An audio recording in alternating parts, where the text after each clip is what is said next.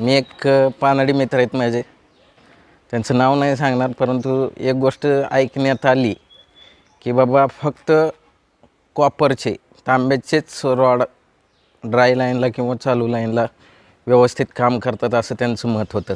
परंतु माझं मत आहे की रॉड कुठलेही असो, कॉपर असो, लोखंड असो किंवा ॲल्युमिनियम असो, कुठल्याही प्रकारचे रॉड असो, ते सगळ्या प्रकारे काम करतात. फक्त तुम्हाला ते वापरता येणं गरजेचं असतं.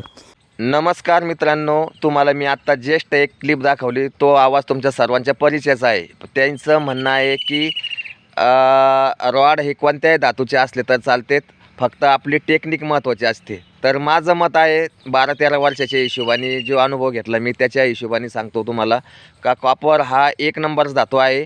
आणि हे फक्त मीच म्हणत नाही, तर मी ही गोष्ट गुगलवर सर्च केलेली आहे आणि ही गोष्ट मी त्यांना बोललो का ही जे गुगल सांगतं ते हे गुगल हे हजारो लोकांनी रिक्वायरमेंट केलेली गोष्ट असते आणि ती गोष्ट तुम्हाला मान्य करावं लागेल. पण ती गोष्ट ते मान्य करत नाही आणि त्यांनी तो व्हिडिओ माझ्यावरतीच बनवला होता.